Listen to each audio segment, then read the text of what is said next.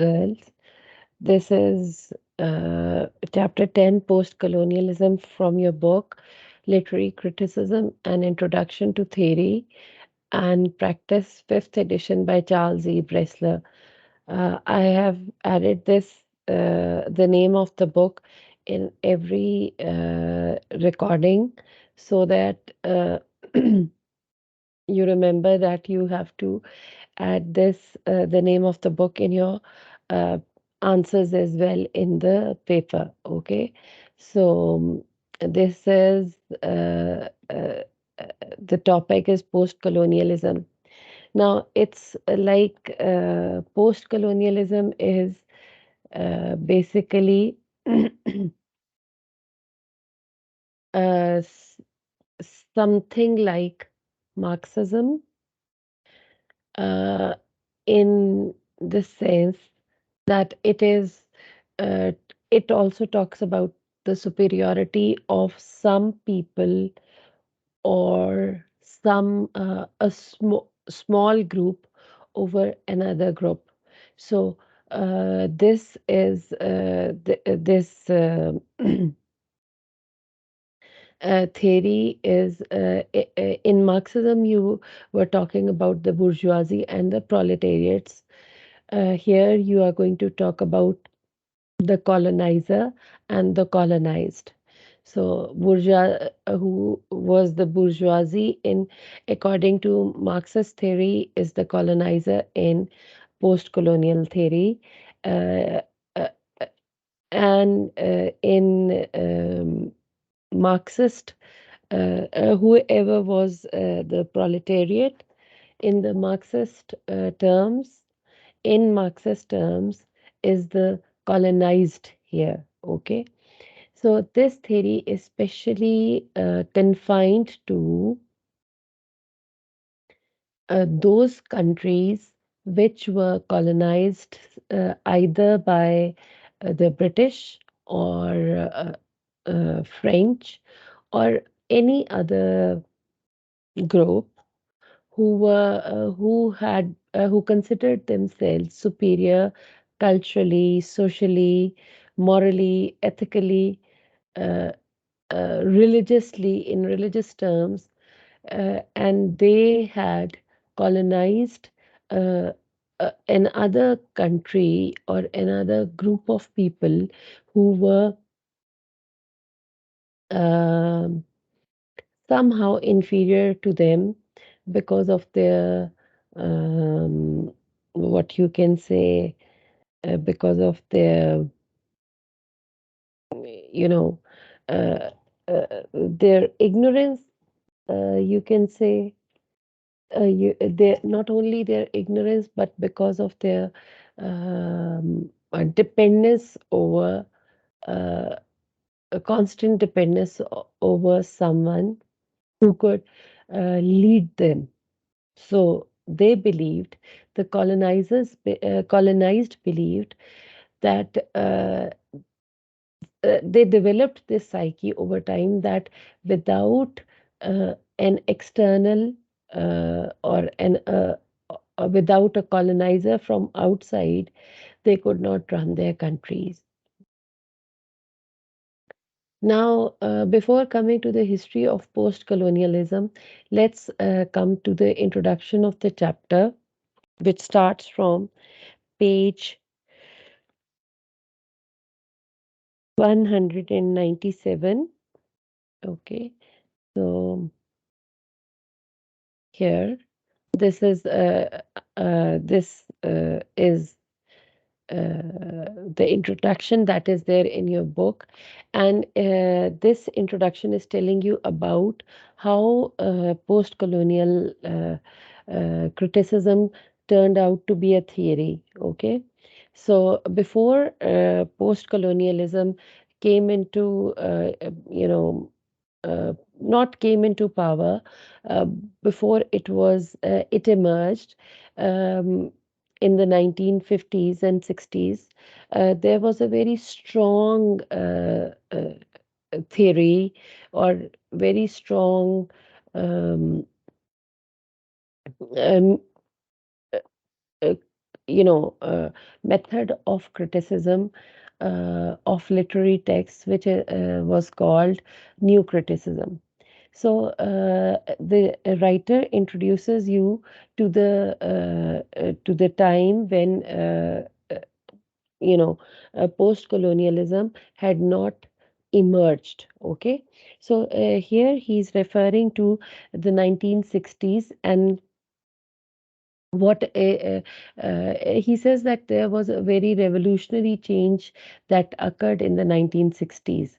Up till now, since the 1940s and 1920s, the world had seen an overemphasis on new criticism, and new criticism that focused on, as you can see here, the text as the sole matter of importance. And they believed that the text is the it is autonomous. It is the only thing that could that could give meaning. So uh, at this stage, when new criticism was at its peak, or Russian formalism was at its peak, we saw the advent, before the advent of colonization, colonialism. We see the world saw the advent of deconstructionism. See here, and the proponents of this theory were Jacques Derrida and his other like-minded critics. So what Jacques Derrida and his his uh, other people like him, other deconstructionists, they thought that first of all, they challenged the idea that was propounded by the new critics, who said that text is of real importance, and the text is segregated from the historical setup, from the author, from the reader. So they only thought that text would was the basic thing. However, Jacques Derrida and his contemporaries, they believed, or they challenged the idea of autotelic the text being the autotelic artifact. They thought that it's not only the text that provided meaning, there were other aspects that were that gave meaning as well. So here the focus shift on the text, according to the deconstructionists, the focus was now uh, uh, it was spread over the text plus the reader plus the author. And they believed that in order to have a complete interpretive process, they needed all these three elements to work in unison, so that meaning was or meaning could be derived. Because they were uh, the successors of new critics and the uh, uh, modernists. They were the successors of the modernists. They were either called postmoderns or post-structuralists, because the Russian formalism and structuralism had lost their value. They were not very, uh, you know, uh, at the peak of their, or at the height of their popularity. So because of the time frame that these people had or these theories had emerged after the after modernism and structuralism. They were called either postmoderns, post-structuralists, or in other words, they were also called postists. Okay? So here um, we also come to know some names of the important philosophers who were, uh, uh, who had uh, y- who had propounded the theory of deconstructionism. They were Jonathan Culler, J. Hillis Miller, Barbara Johnson, Michael Foucault. And uh, because they were their ideas were different from these new critics and structuralists. They came to certain conclusions which became the foundations of their literary theories. The first thing they said was, it's on page 197 of your book. They were called, the first idea they propagated was that language of text is the same as that of its interpretation. So, as against the new critics who believed that your language of the text is different from the language we speak, from the language that is the language of science. It's different. They also believed that the language of text could not be the same as the language of literary analysis. So the first concept that was challenged by the deconstructionists was that the language of text is the same as that of its interpretation. So and the second thing this created, the second concept they gave was that language is discourse. Language is, it is through language that we portray the type of life we are leading. It is the language that tells what is the culture that we are following. It is the language that tells us that what value system we are following. And we can see we can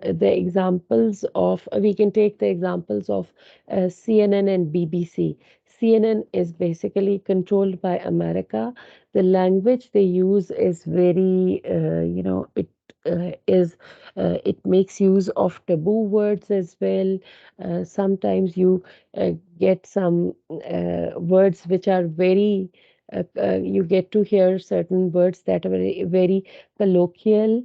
You also find certain things that are very, certain words which are not very commonly used by the British. The British are they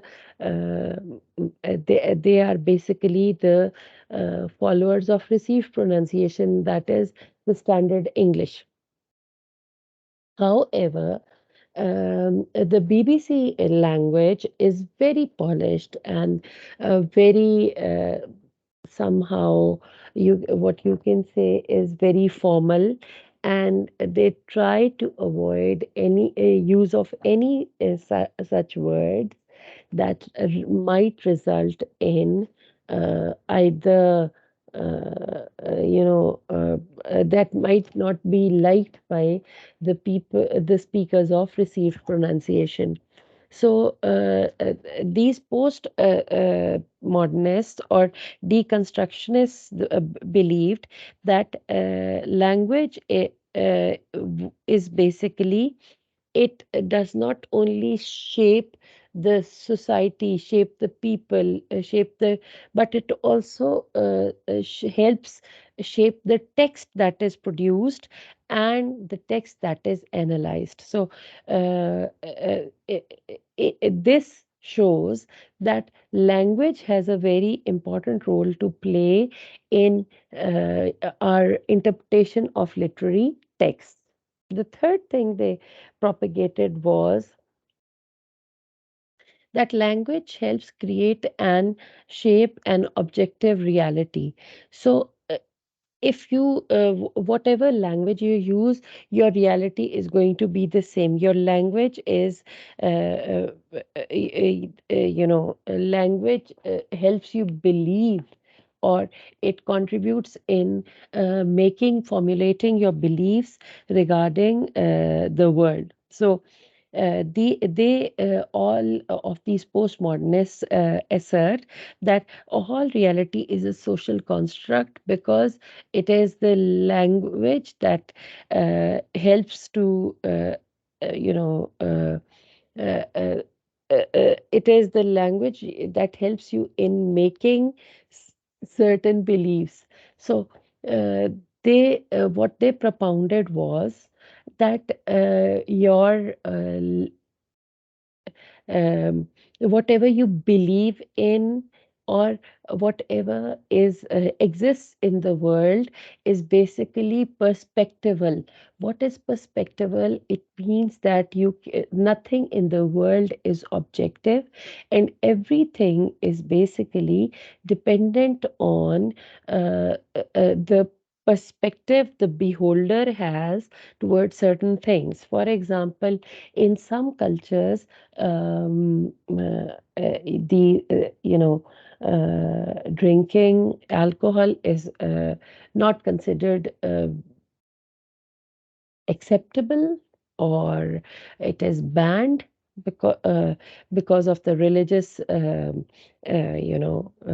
boundaries.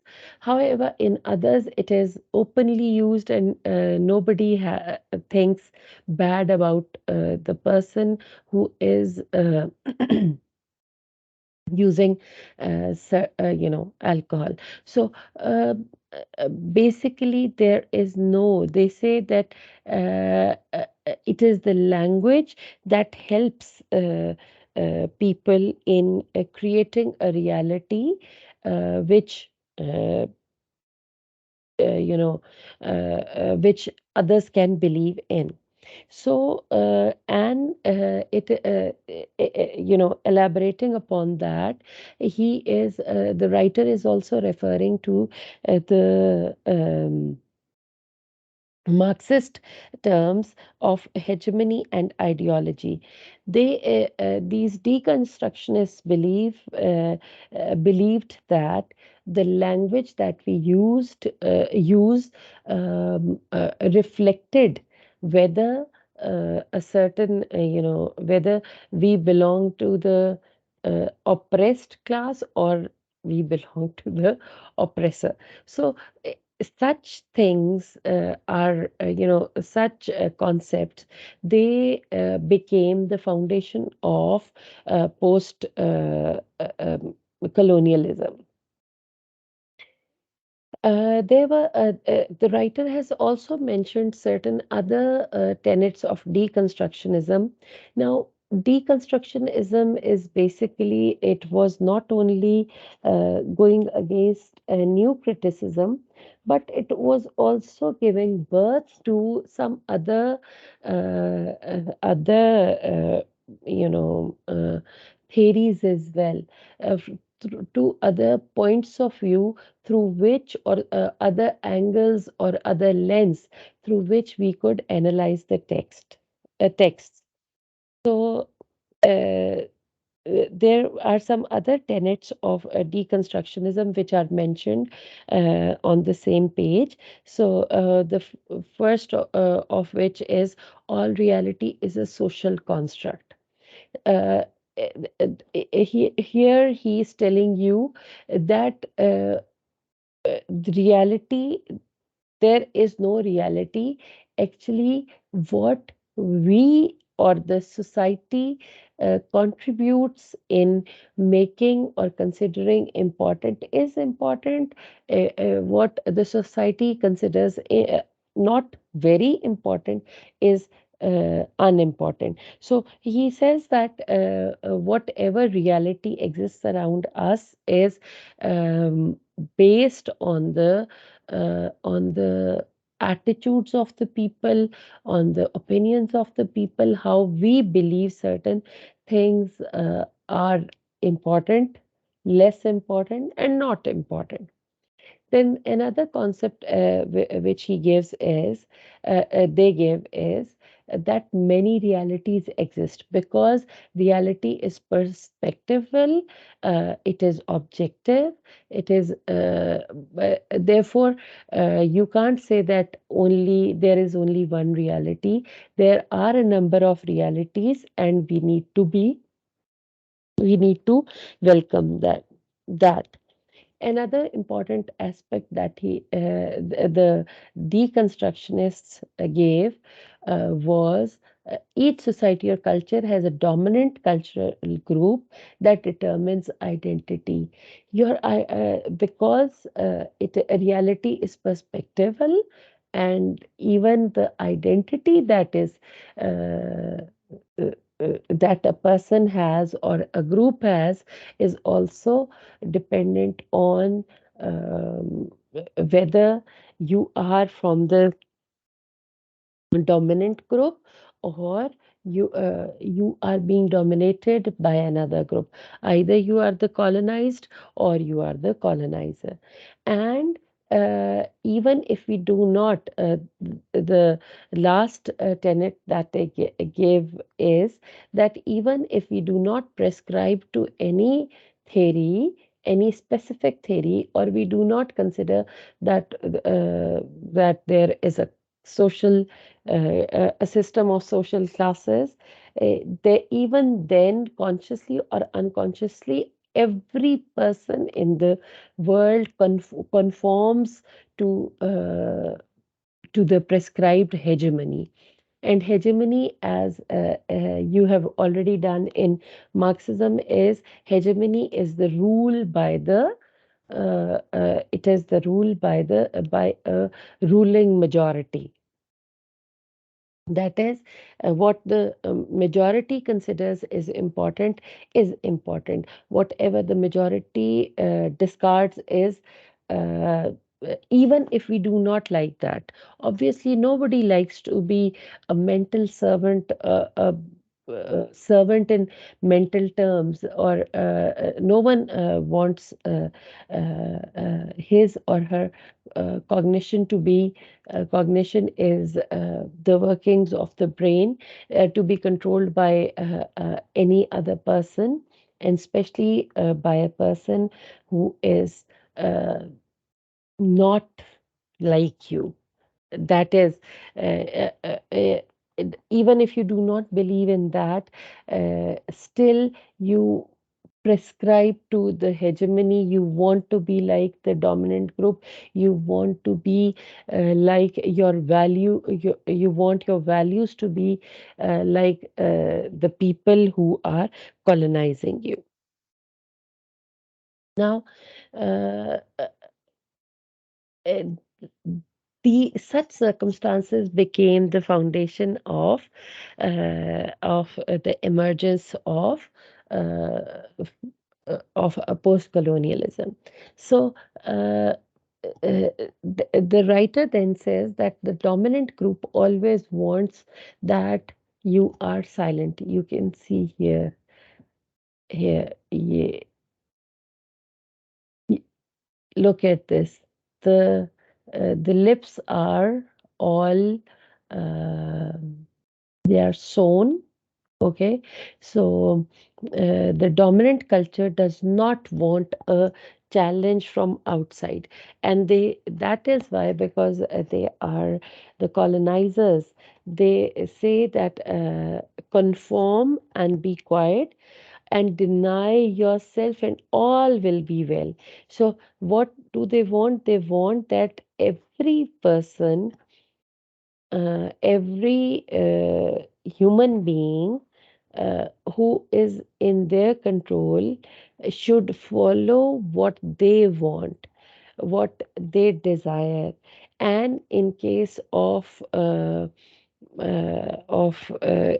know in case you think that you can challenge them, or another person can be a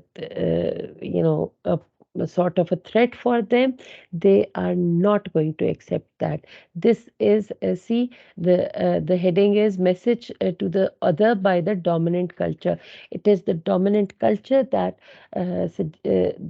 prescribes that because you are inferior, you need to be quiet. You cannot say anything. However, when such, you can't force each and every person to be quiet.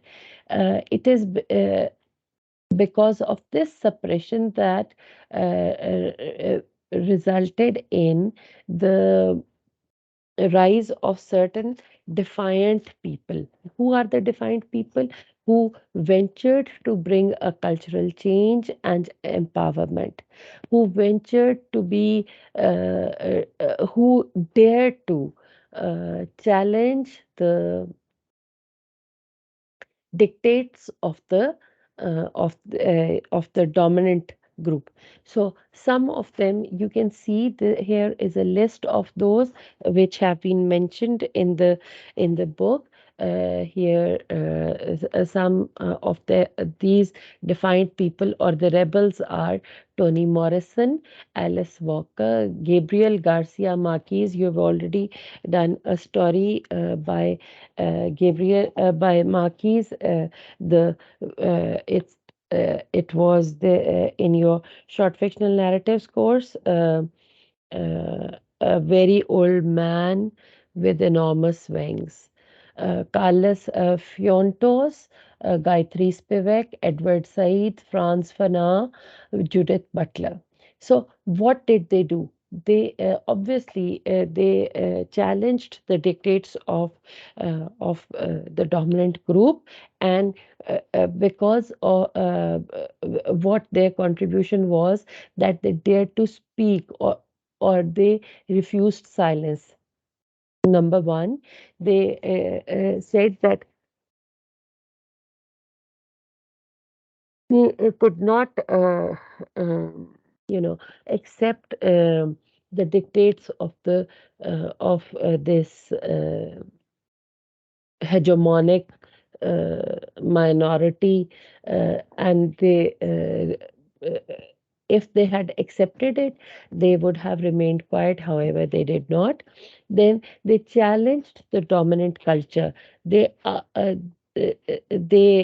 confirmed that there is uh, uh, you know there is no culture that could dominate another culture and uh, oppress that culture.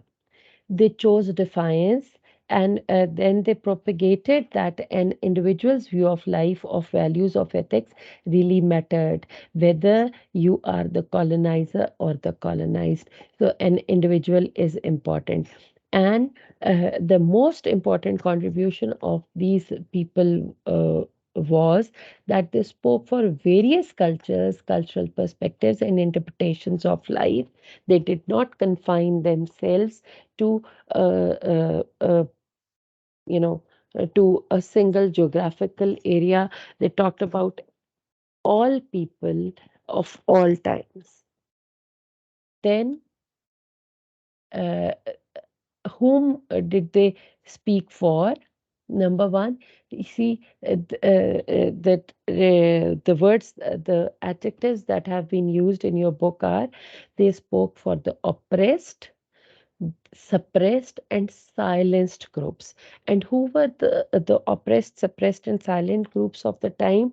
They were Africans, they were Australians, Native Americans, females, women, and gay and lesbians. So it is because of uh, their words, or it is because of their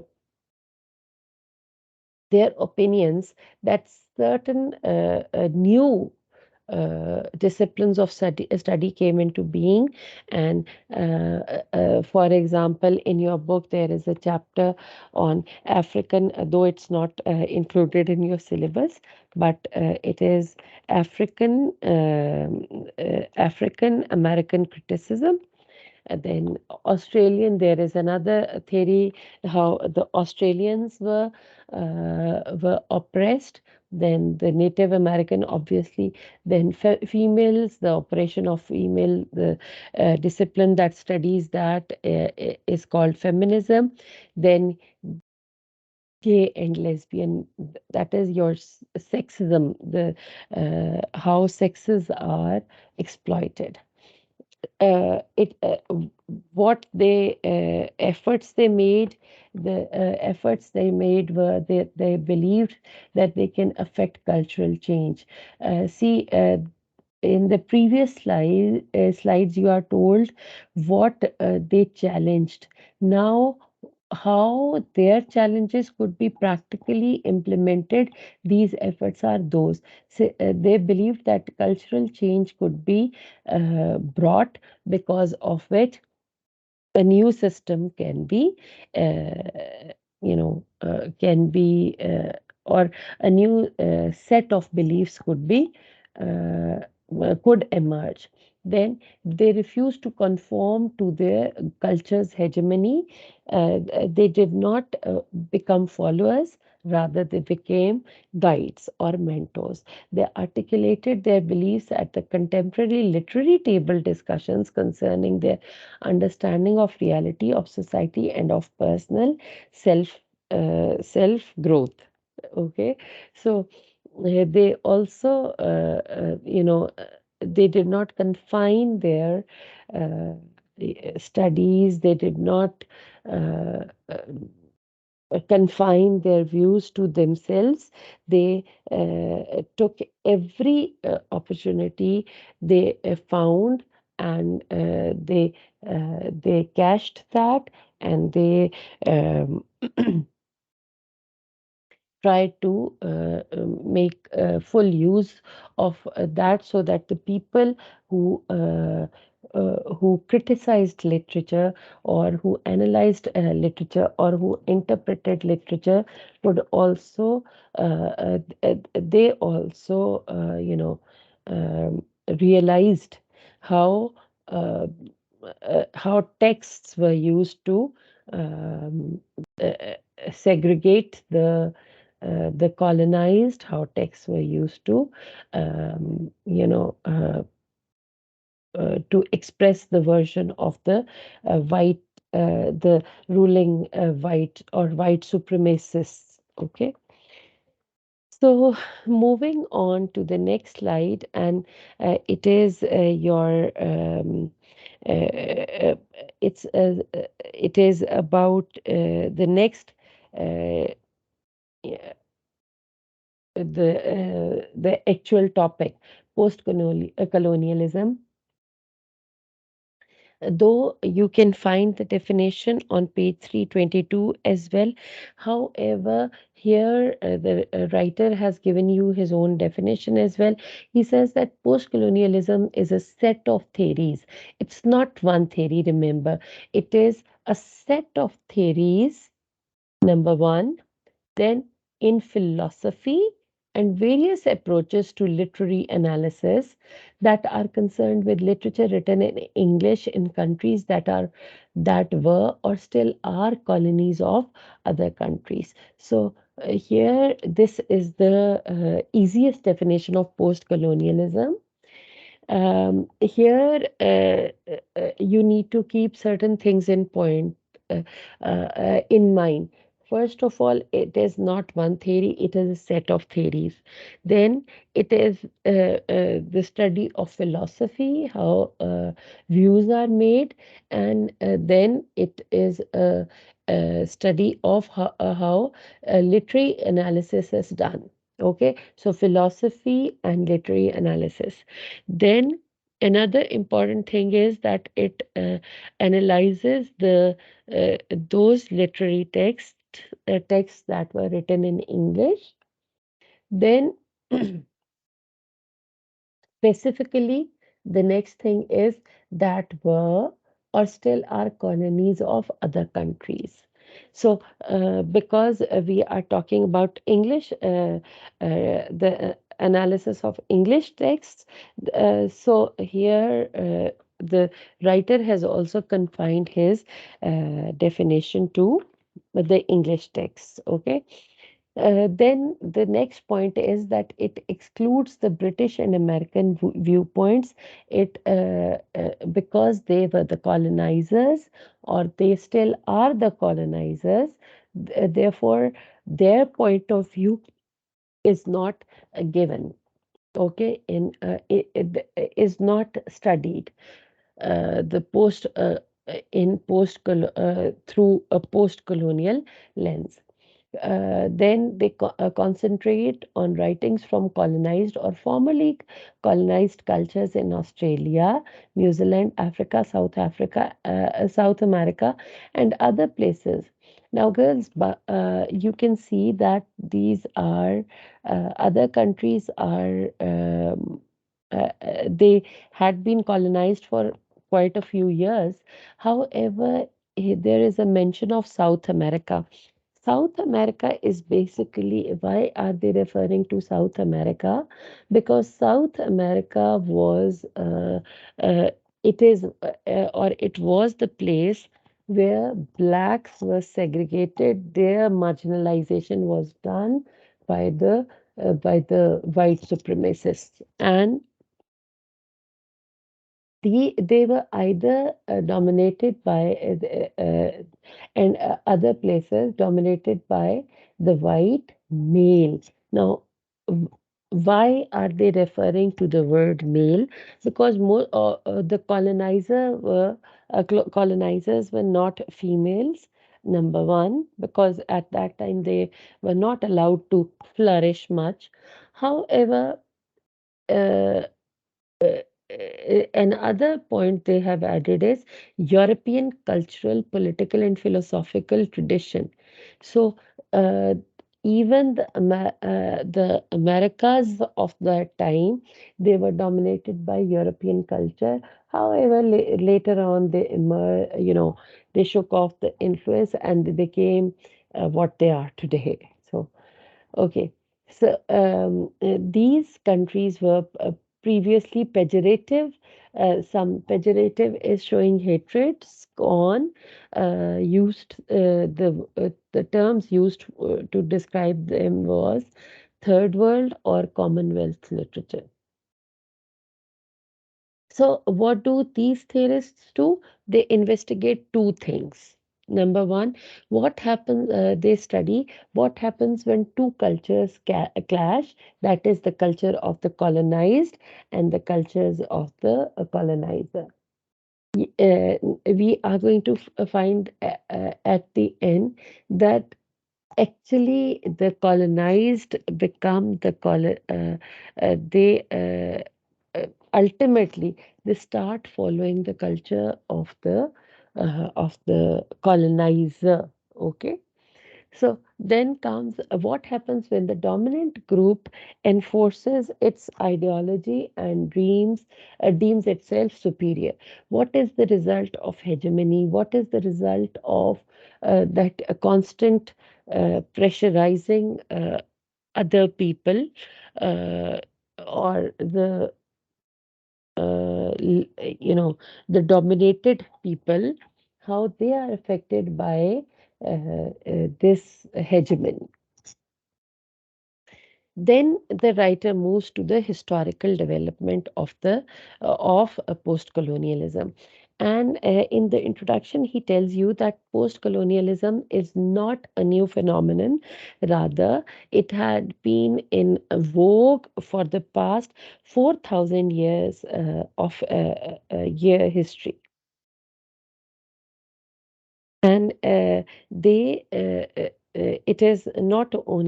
was not only confined to Asia. It had Africa was also colonized, and Australia and some other countries. However, in the 19th century, the writer says that in the 19th century, uh, girls, please wait, I'll be back. I need some water.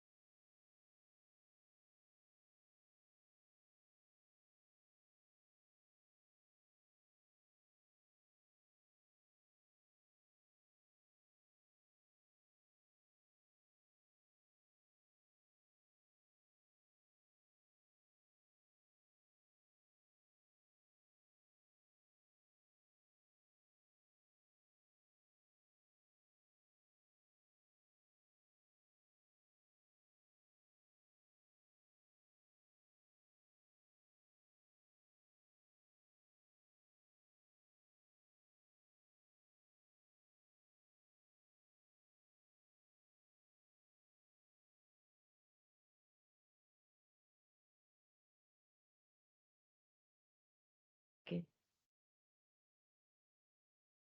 So,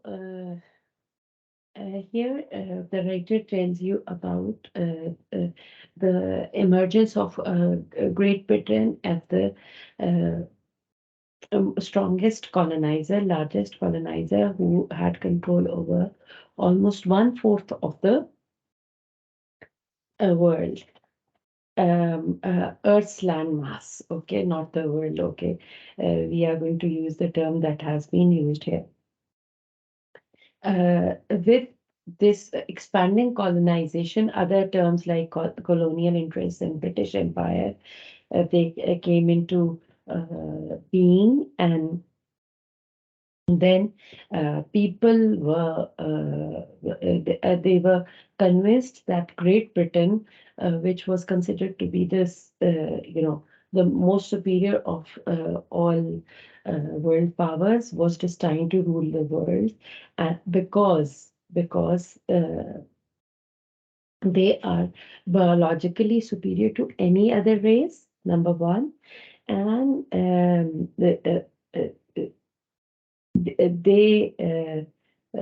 no one could question their cultural dominance. The next paragraph on page 200, it tells you about the relationship between the colonizer and the colonized. Obviously, when a person or if a group colonizes someone, he has certain interests because of which he colonizes the other group. Because Great Britain was the chief imperialist, what they did, they were, they had control over the raw material, or that was being produced by the by the colonized group, number one. And after making them do the effort, what they did, they started to uh, have control over over the means of production, so or whatever was produced. So in Marxist terms, these people were enjoying the fruits of the labor of the colonized. Secondly, what they did, because people were working for them, the there was a newly established institution of slavery. And when this, slavery became rampant, it spread over the colonized places. We come to know that people or slaves, they were transported from these areas, their own areas, to the places where the colonizer belonged.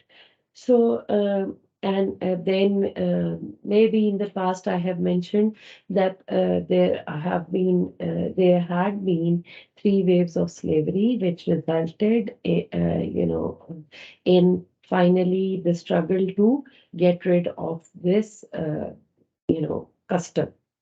Then the third very important thing was, because the colonialists believed, or their ideology was, that they are superior and the rest of the world is, or are savages.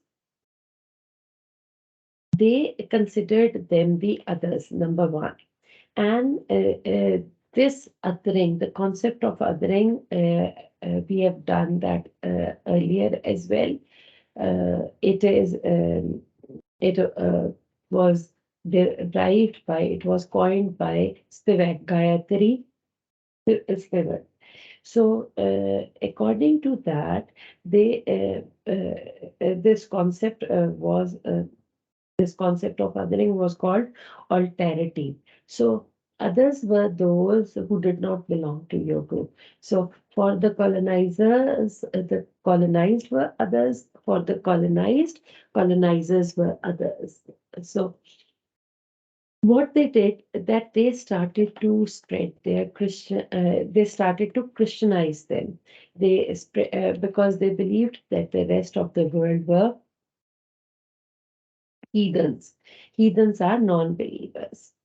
So, another very important aspect was that because they were heathens, they were considered inferior, and this inferiority was somehow,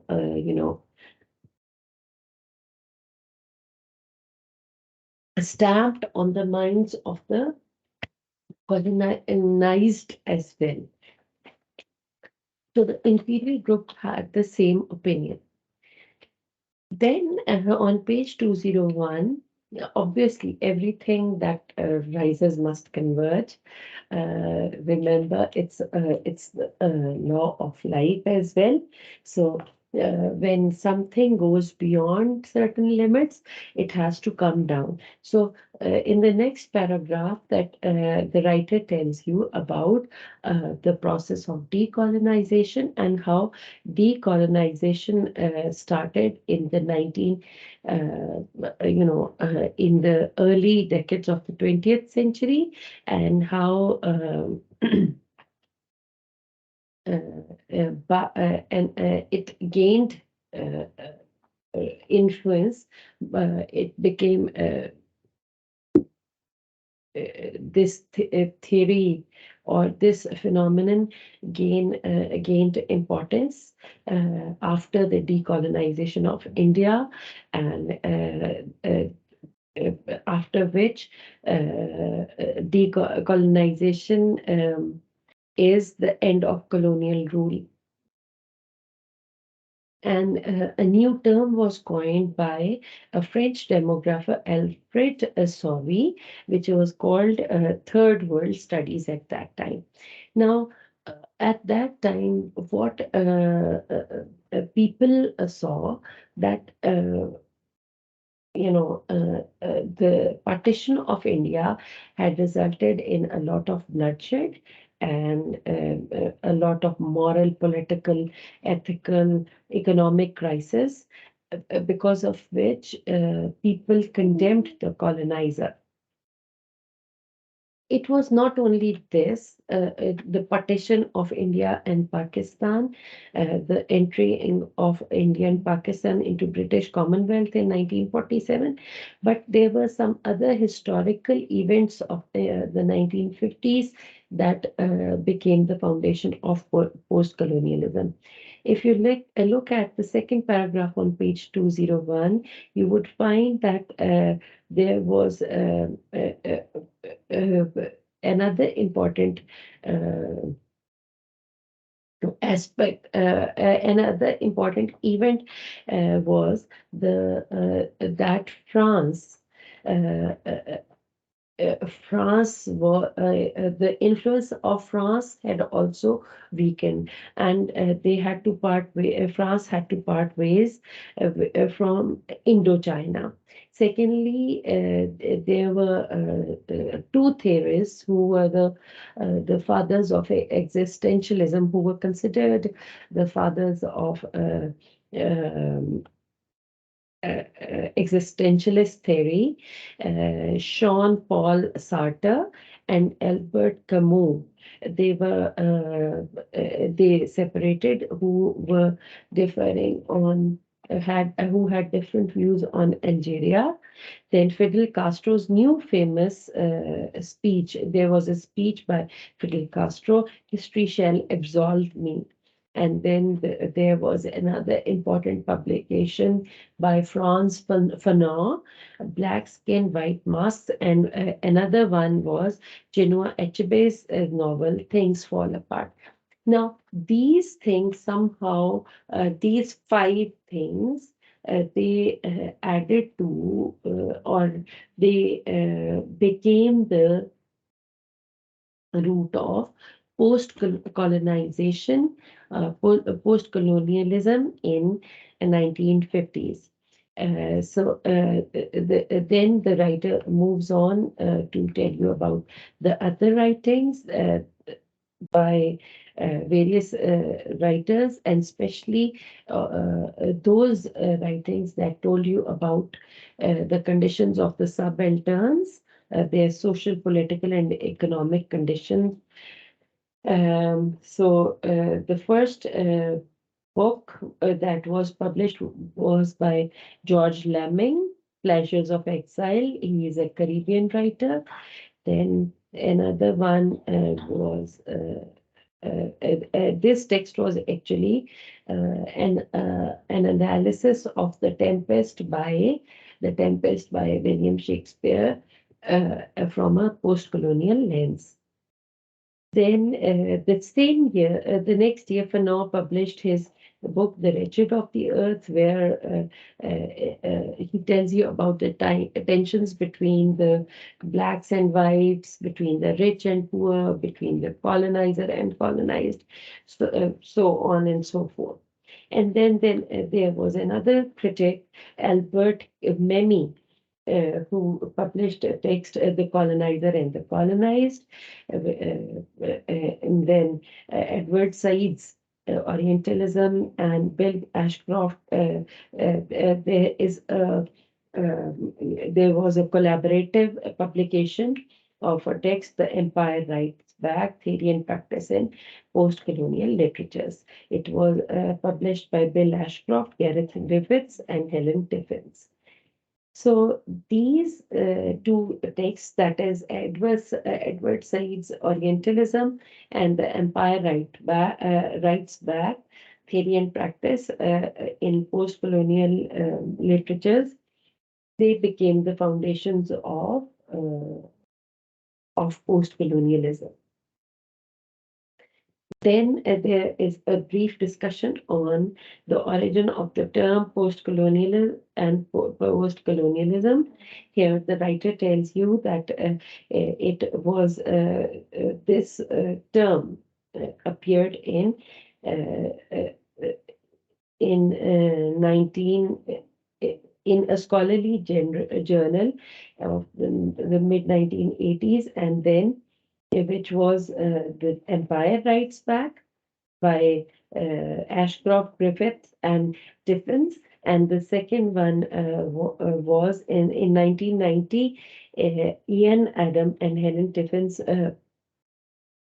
published another journal, Past the Last Post.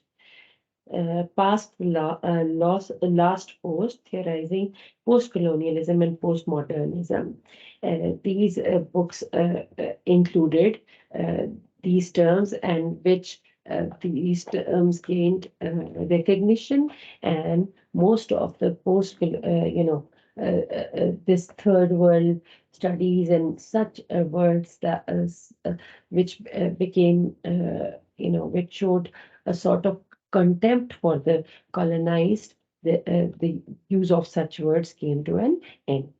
Now, on the next page, page 202, the writer starts by telling you about the three spellings that are used for post-colonialism. See, first, this is these spellings are used without any punctuation mark in between. The second spelling is, see, post, then there is a hyphen, and then colonialism. And then there is another spelling that is used, post oblique colonialism. Now, these three spellings, though they are referring more or less to the same things, but they are different in usage. How are they different? The writer is telling you on page 202. He says that the word post colonialism is here, this one with a hyphen, the second one. When it is used, it actually tells you about the situation of those geographical areas that had gained independence, and they had uh, ended the colonization. Okay, so now they were free. However, the effect of post of colonization was there on them. Then the second spelling, this one, the first word that I have written here, post colonialism without any punctuation mark. It actually refers to writing about, it tells you about the aspects of life or cultures that were common before and after post-colonialism, after colonialism.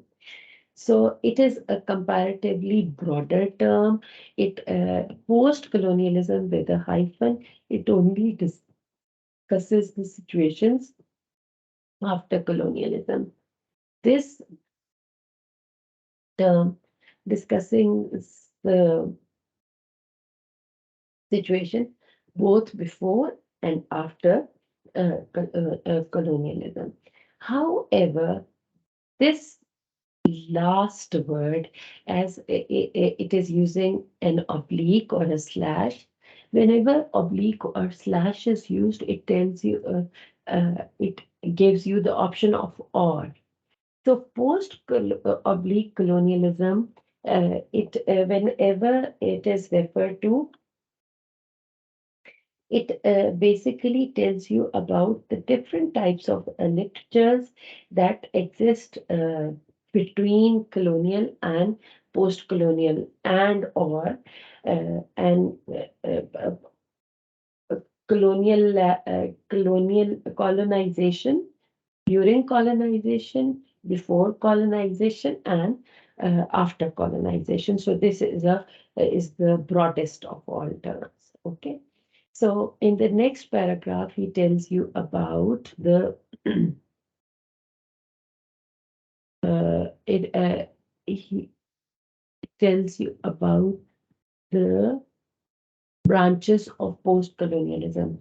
On page 202, he tells you that there are two branches uh, of post-colonialism. The first views, it is a set of diverse methodologies that possess no unitary quality. They are more diverse, they are variegated, they have a variety of opinions, and they have been propagated by Homi K. Bhabha and Arun P. Mukherjee. The second branch includes these critics, such as Edward Said, Barbara Harlow, and Gayatri Chakravarti Spivak, who view post-colonialism as a set of cultural strategies centered in history. So this is a comparatively unified group, whereas they are diverse. But how are they diverse? The first group only studies the post-colonial aspects, okay, when the period of colonization has come to an end. Whereas the other group that is led by Edward Said, that that studies the time of colonization as well. So this is important because all of these people, they base their um, philosophies according to the way they are looking at colonization. Then comes what do post-colonialists study? What are the topics of their discussion? So here he gives you in a way on page 202, second last paragraph, the writer tells you that its subjects include universality, difference, nationalism, postmodernism, representation and resistance, ethnicity, feminism, language, education, history, place, and production. They study many things. However, if you look at the leave one line, and then he tells you actually he tells or he says that these post-colonial critics, they are they want to draw your attention towards this towards the cultures which are dominant and which are not dominant. So they study that. And the whole struggle is actually uh, the struggle to conquer a culture.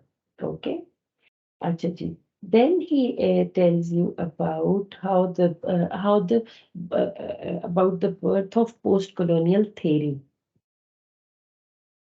The birth of here the writer tells you about up till now he has talking about post-colonialism as a mindset, as a system of beliefs, as a philosophy. How did it become a theory? How did it enter literary circles? Here he says that post-colonial theory is born out of the colonized people's frustrations, their direct and personal cultural clashes with the conquering culture, and their fears, hopes, and dreams about the future and their own identities, how they respond to changes in language, curricular matters in education, race differences, then economic issues, morals, ethics, and many other concerns. So these things were studied under the scope of post-colonial theory. Now let's come to the assumptions. As he has already told you, the writer, that it is a verificated sort of a theory. So the same is the case with the assumptions. You would find a variety in here. So in order to reach a conclusion about about the principles of post-colonialism, you would never reach that because every theorist is interpreting post-colonialism according to his own experiences. So, however, there are three, there are uh, some concerns that are common to all post-colonial thinkers, and which are European colonialism did occur. So they accept that Europe had colonized the world then, and who was the center of it? It is the British. It was the British who had ruled the world. The conquerors dominated not only the physical land but also the hegemony or ideology of the colonized people, and then the social, political, and economic effects of such colonization are still being felt today. So these are the common grounds. And then the writer moves on to tell you about the three categories of post-colonialism.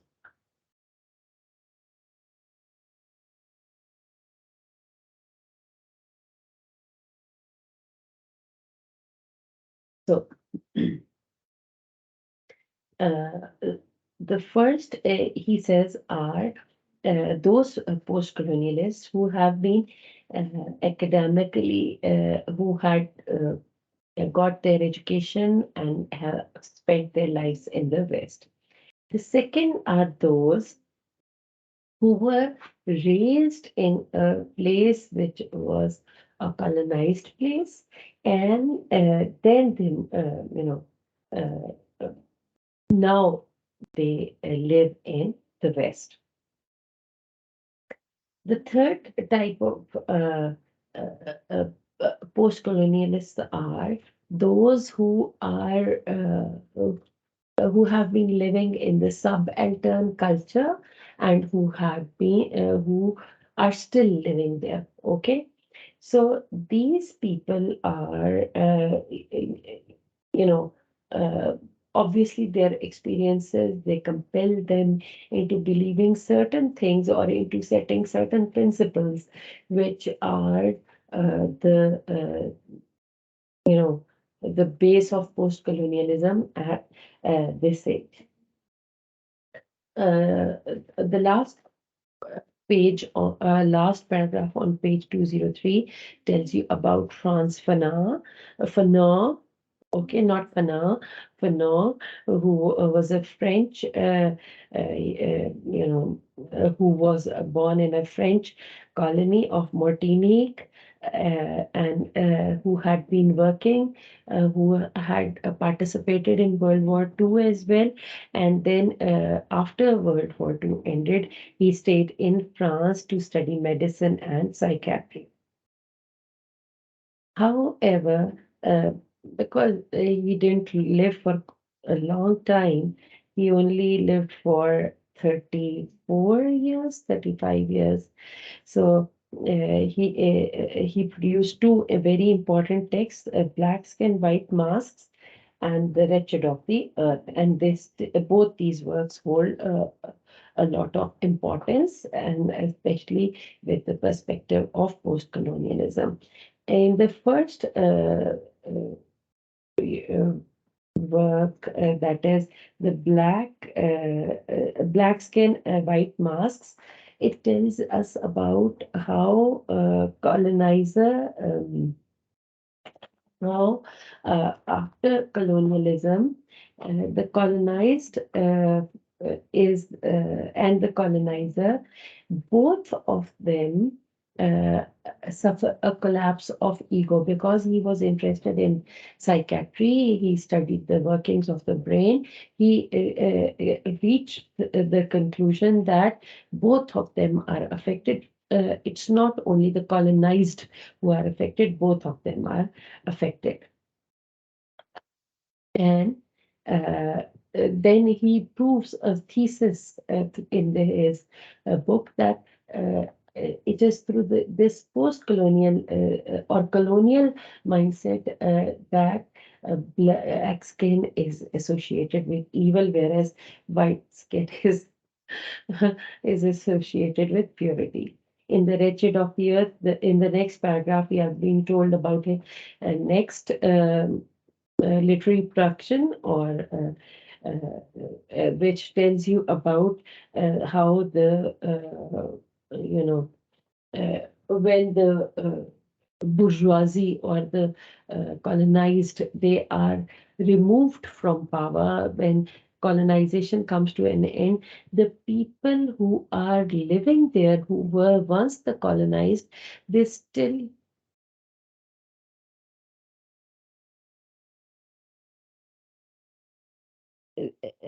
the colonized, they, sorry girls, you might have felt a bit of a uh, disruption here. I'll check it, otherwise मैं आपको इसकी ना audio recording भेज दूंगी। पता नहीं कुछ ना कुछ तो आवाज़ आ रही होगी या नहीं आ रही होगी। चलें, उसकी ऑडियो रिकॉर्डिंग भेज दूंगी, आप लोग जब देख लेंगे तो मुझे बता देना। अच्छा, so for now, the second work tells us about the uh,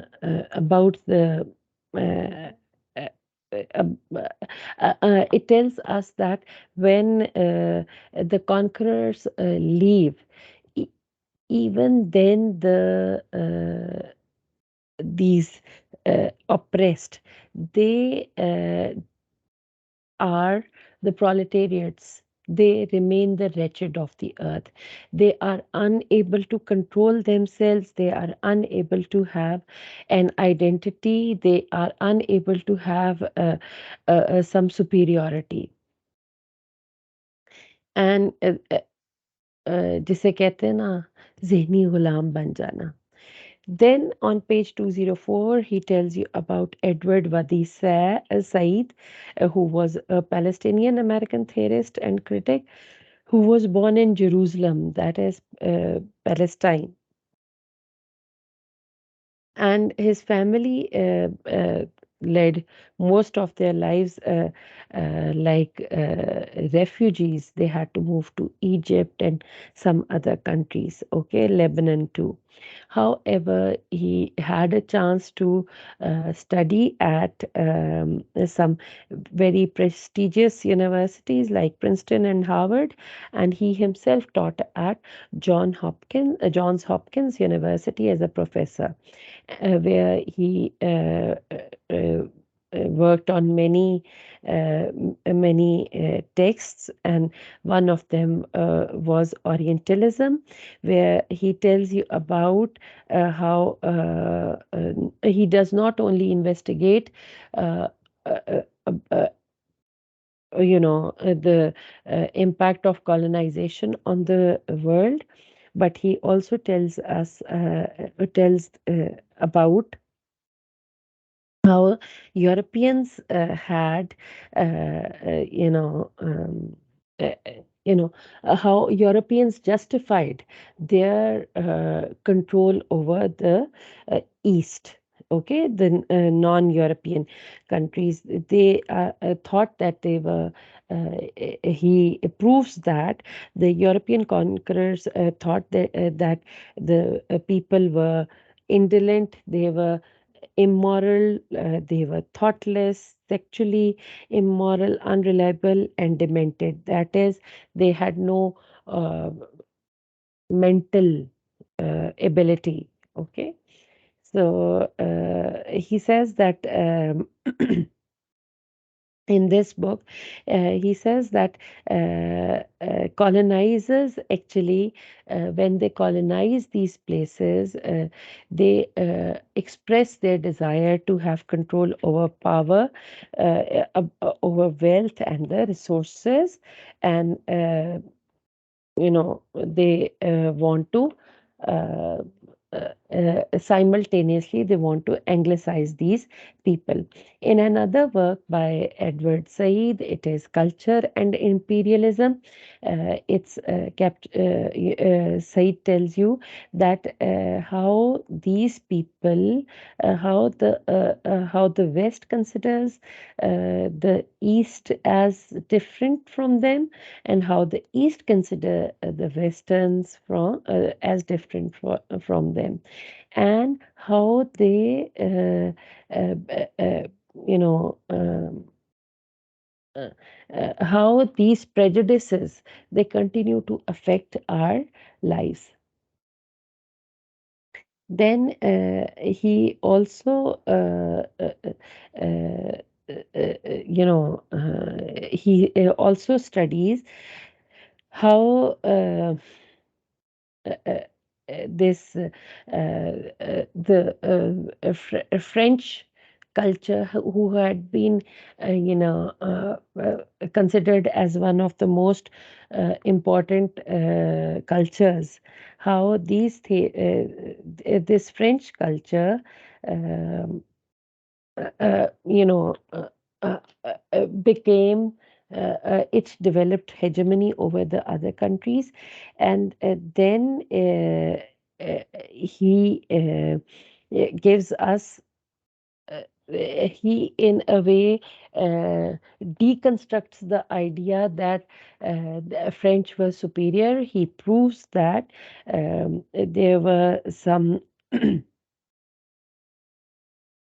uh, he proves that the French supremacy or the Western supremacy, not the French supremacy only, how the Western supremacy was only confined to the to get access to the resources of the downtrodden countries. Then he gives you the example of Homi K. Bhabha, who is still alive. He is one of the leading post-colonial theories. Who is basically an Indian, a Parsi by religion, or he was born into a Parsi family, who developed many new terms in these post-colonial philosophy. So the first, actually, Bhabha studied how the impact of culture on colonizer, uh, the impact of the culture of colonizer on colonized. This has been his main focus. However, he says that the colonizer uh, uh, when he when he has sorry, the colonized, when he has been living in a period of colonization for quite a long time, it is he feels confused he really is. And because of that confusion, because he is following the culture of the colonized, the superior, he believes, the colonized believes that he is inferior, and unconsciously he starts to follow the culture of the colonizer. However, Bhabha studies the psychological impact of this, uh, of two clashing cultures, which he calls unhomeliness or double consciousness. It's definition of unhomeliness is there on page 331 as well. And he also suggests that a person who leaves his culture to follow the dominant culture, he feels there is a feeling of abandonment in him. Okay. And he in this way, this person fails to associate himself to any of these cultures, specific cultures. Another important thing is that another phenomenon that he added to the uh, post-colonial dictionary was hybridity. This is not hybridization, this is hybridity. Hybridization तो वो था जो कि Russians का फॉर्मलिस्ट्स का था, मतलब phenomenon. Hybridity is that when a person leaves his culture, rather, a colonized person adopts his culture and which is there in his blood. Then he also adopts the culture of the colonizer. At the end, there is another identity, which is a mixed sort of identity. He's neither, वो जिसे कहते हैं ना, कौवा चला हंस की चाल तो अपनी चाल भी भूल गया, कुछ ऐसी वाली सिचुएशन हो जाती है. ठीक है. So he gives the concept of hybridity as well. Then the writer, he says that Bhabha believes that a colonized writer must create a new discourse by rejecting all the established transcendental signifieds created by the colonizers. आपने अपना एक you have to make your own narrative, which is ultimately going to be very flexible. That is going to be a pluralistic sort of a view that is more flexible, that keeps on adding new things to the culture. The next two paragraphs are basically the contributions of post-colonialists to literary theory, and they tell you that how different theories, you know, how this theory of post colonialist, it revolutionized the studies of Marxism, feminism, and deconstructionism, and how it studies the impact of different cultures on each other, on a person. So the most important line is the last few lines of this heading. Post-colonialism is a praxis is grounded as a praxis is grounded in an appeal to an ethical universal entailing a simple respect for human suffering and a fundamental revolt against it. Suffering and enslavement, say post colonialists, are elements of oppression and are simply wrong. Here he says that you should discard, or post colonialist theory discards the identity of superiority, or the identity being superior or inferior. Then comes the methodology of the of post colonialists follow. They also, because it is a variegated school of criticism, it follows a variety of approaches. Um, like deconstructionism, feminism, Marxism, reader oriented criticism, African American criticism, and cultural studies employ post colonial theories in their critical methodologies. So they are basically two theories or two approaches are being followed by the post colonial lists, and which are called two strains of post colonialism. And the first theory is the first strain of post-colonialists is post-colonial criticism, which studies the texts of those countries which have been uh, uh, have the which belong to the countries of tho- those people who belong to the countries of the colonizer, and their focus is basically the masterpieces that are created by the colonizers. Post-colonial theory, however, it studies the social, political, and economic concerns of the colonized and the colonizer. It studies both the colonizer and the colonized. Post-colonial criticism is only the study of a canonical text by the colonizer. So, what types of questions are asked? This is important. Who am I? How did I develop into the person I am? To what country or countries or to what cultures am I forever linked? So, this is important. And then you the writer says that to answer the first question, who am I, the colonized author is connecting himself to, or herself to historical roots.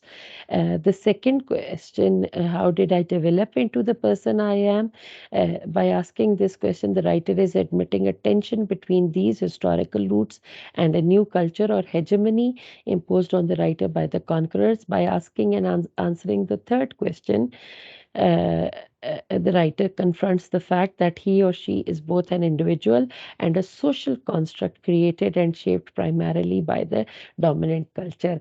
Ultimately, आप accept कर लेते हैं, you accept that a person is, the colonized ultimately end into being the follower of colonizer. Okay, so whatever the result, the text will certainly be a message sent back to the empire, telling the imperialists the effects of their colonization and how their Western hegemony has damaged and suppressed the ideologies of those who are conquered.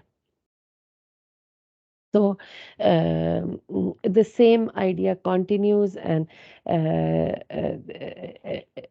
the writer then says, he says that the primary focus of all post-colonialists remains that they oppose the colonial and neo-colonial hegemonies, and then the best way they believe is to create a just and truly uh, decolonized culture and literature where people develop their, or where the free people develop their own culture without having an impact of you know of following the culture of the colonizer, previous colonizer, uh, by force. So then the questions for analysis, you can ask these questions: who is the other, who is the dominant, who is not dominant. Now, these are the, you can please learn 4 or 5 questions by heart, which can be added to your answer. Now, girls, for post colonialism, there have been a lot of studies. Uh, uh, uh, and you would find a lot of material. I think you have done Heart of Darkness. You would find a lot of material on Heart of Darkness from a post-colonial perspective. Because it is familiar to you, you can use that as an example. Okay. So I'm going to share it. I've shared one that Sir Danish shared with me. I'm going to share another one on Heart of Darkness as well. Okay, so that a familiar text, you can exploit that uh, for your for your answer. You can use the eh, the little willow as well, with a post-colonial perspective. Don't worry, I'll share it with you. Okay, see you then. Allah Hafiz.